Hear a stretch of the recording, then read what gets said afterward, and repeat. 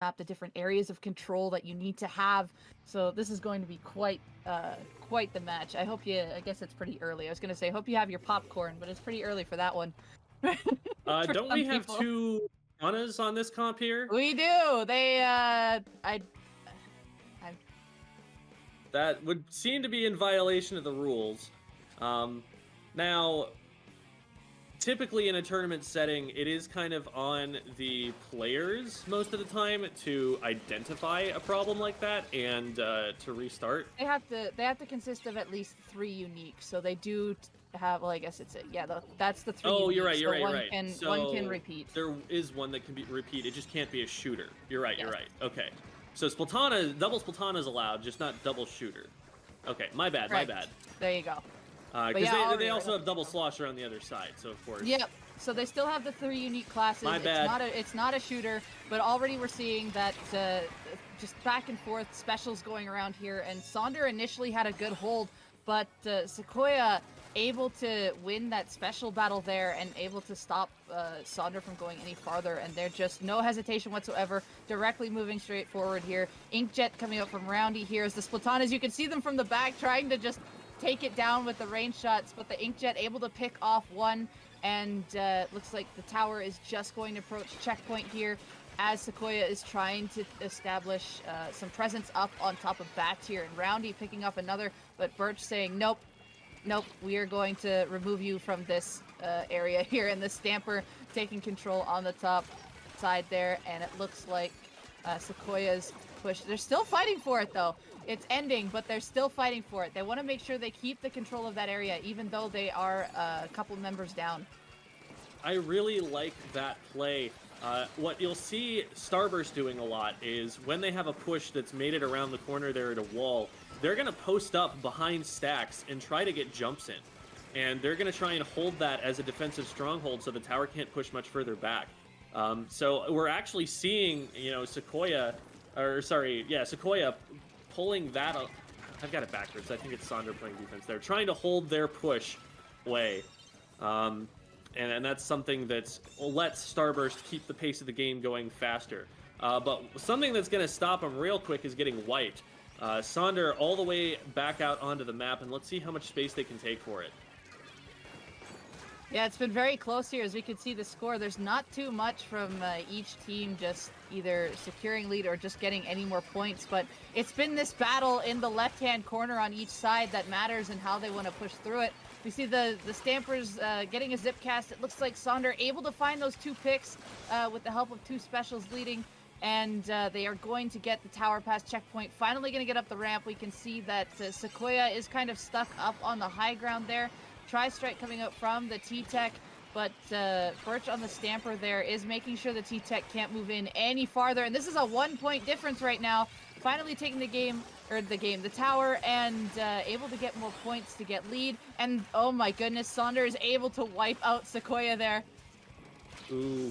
Yeah, I was going to say, once they break that checkpoint, the game's blown wide open, because you get basically 33 points off of that second checkpoint.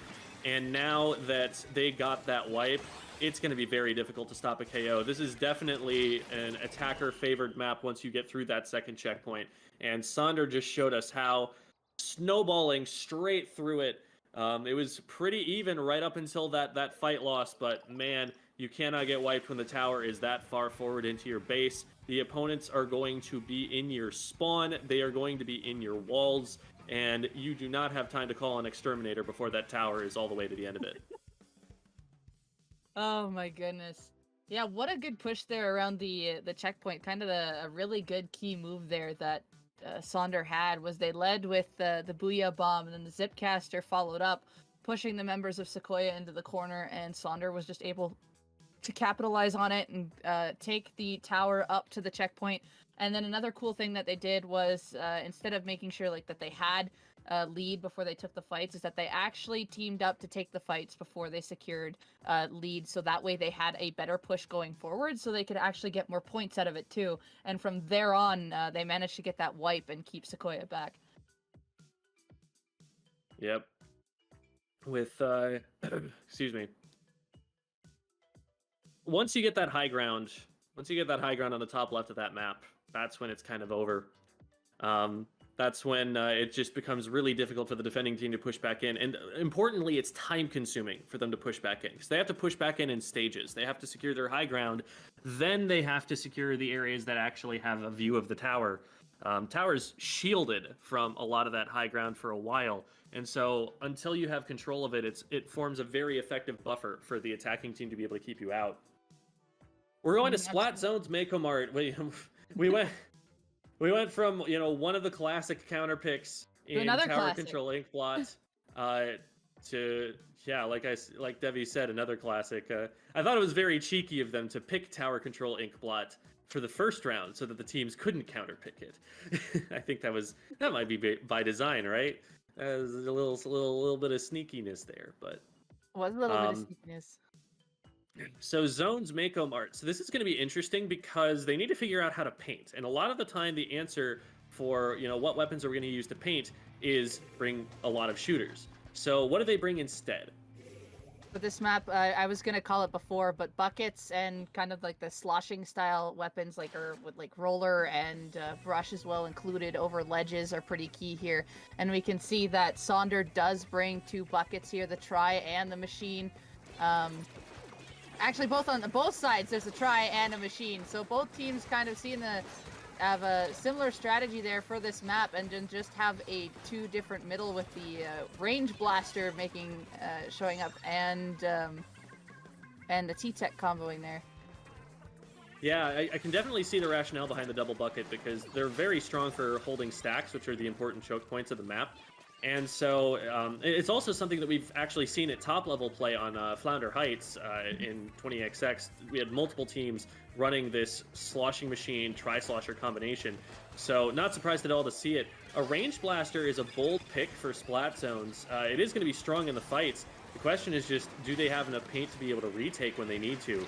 We can see that SEQUOIA is trying to go in and get cap. They do ultimately get it by forcing the enemy team back, but it is a little bit of a struggle, and they spend a lot of resources getting it, so I think Sonder could definitely push back in at this point and potentially retake, which they do. No real control being held by SEQUOIA, so they tack on a penalty, but that's all they're going to accomplish with that push, and now Sonder's right back in control. The range blaster pick, I can see how they want to try to use it, is kind of poke around the sides, make sure that Sonder can't really get control of the stacks, so range blaster is really good at poking at that.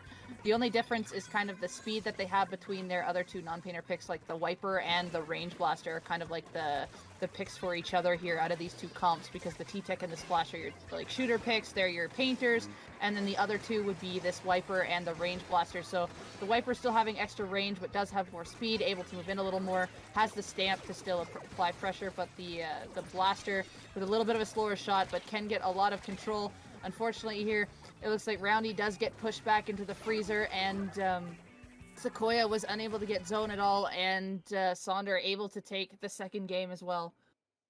Yeah, we can see there some of the power of getting their buckets underneath those ledges. Ledges are just a really kind of polarizing feature of a map because there are certain weapons that can take huge advantage of that. They just sit themselves underneath it, and they have shots that can go up over the top of them, and that means that they cannot be hit themselves by any line of sight weapon, but they can hit up over the top, and that's going to make it really, really difficult for SEQUOIA to push back in, because now there are buckets under all of the ledges, and so you really have to be extremely careful if you want to take that area of the map again. Huge sharking threat there, and well played by Sonder to be able to get those picks and catch SEQUOIA, specifically when SEQUOIA was in positional disadvantages. Someone drops into freezer, they're on low ground, they can't back up. That's when you push them. Somebody's over a ledge, you've got a bucket, you take them out then and there before they can get any kind of better positioning. So I think, even just getting the isolated picks there, besides the special play, really kept Sonder on the zone when they were scoring, and that's going to allow them to steamroll through on Mako Mart zones. So we've got one more counter pick at least for SEQUOIA. This is a best of 5, so they have at least one more chance, but they're going to have to reverse sweep if they want to take this set, and they're going to try and start that reverse sweep on Clamblitz Brinewater Springs.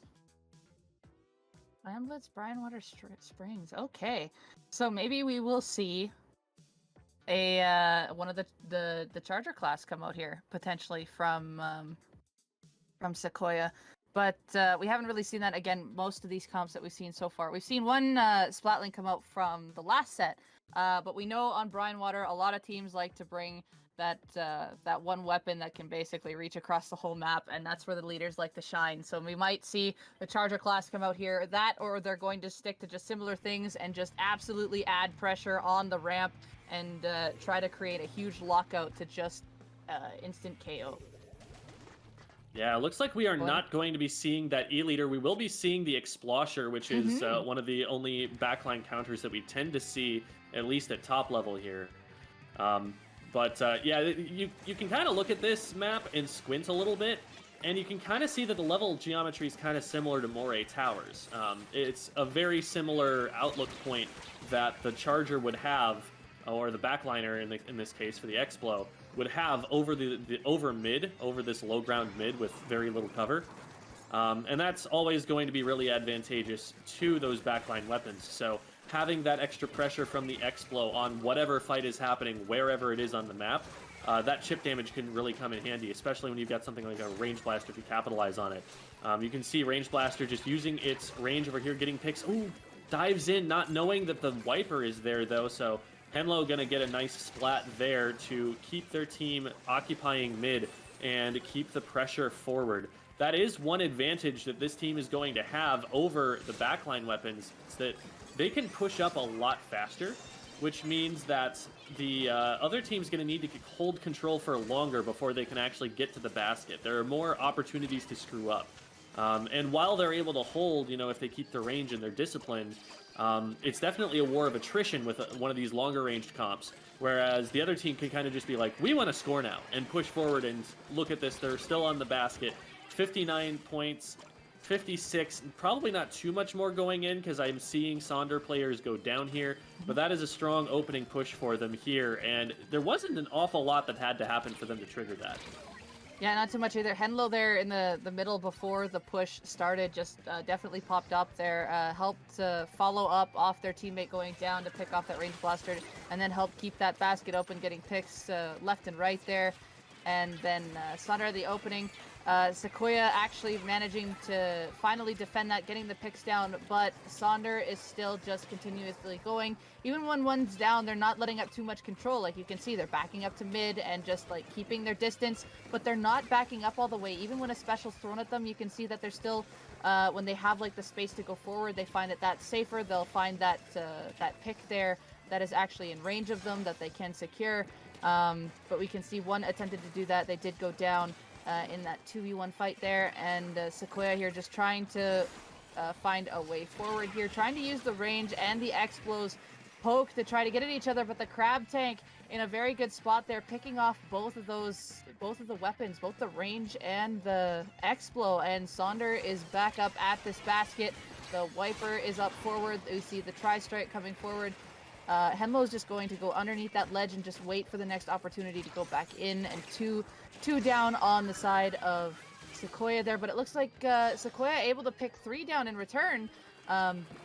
Didn't quite see how, but I saw it was the range blaster and the Explo kind of working together there, and their shots can really combo. Even if like a spark shot from the blaster happens, if the Explo can also hit it, that is a splat. They have a lot of tracking here as well with the point sensor and wave breaker from the range blaster, and Bishop here doing a really good job getting these picks on Sonder. Yeah, nice shot there from Bishop.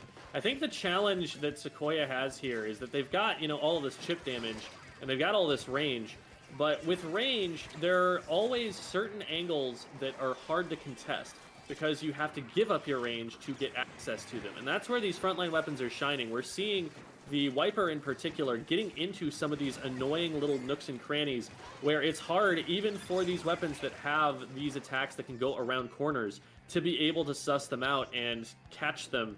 Oh man, I just made the chat make Among Us jokes. I'm so sorry, everybody. But they're having so much trouble moving forward because they have to clear out all of those little nooks and crannies, and that's taking them extra time. Whereas Sonder knows that they're not going to be trying to take those positions. Sonder knows they want to just take open ground. They just want to be right there in the middle of the map. And so they know that once the middle of the map is clear, they can just move forward again. And that's allowing them to keep paint control in mid really heavily. You know, even when they go 2 or 3 down, they've still got the entire mid area painted yellow. And by the time SEQUOIA pushes up to there, Sonder already has their members back, and they're ready to defend again. This is about the furthest forward that SEQUOIA has made it so far in the match. Might be that Sonder's playing a little more defensively, but that Booyah is going to force some players around. And absolutely nothing happens of it. Oh, no. Man. And they, I think jumping out there, oh no, they have the pity clam. They have the pity clam, but they're going to need to defend the basket from getting scored on here. They almost have enough clams that Sonder could just pop one in there and win the game here and now. And, oh, look at how fast they took that space back. Look at how dominant this was. They've got a crab tank in their ramp already. That's the difference between these two comps, and that's why this match went the way that it did. Sonder's comp was just so much faster paced that SEQUOIA could never get far enough forward before Sonder had regrouped. So they get a score in. Wait a minute, they got a jump. Yep.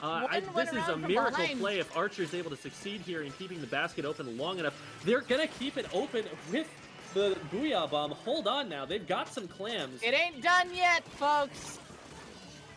Archer here is still surviving.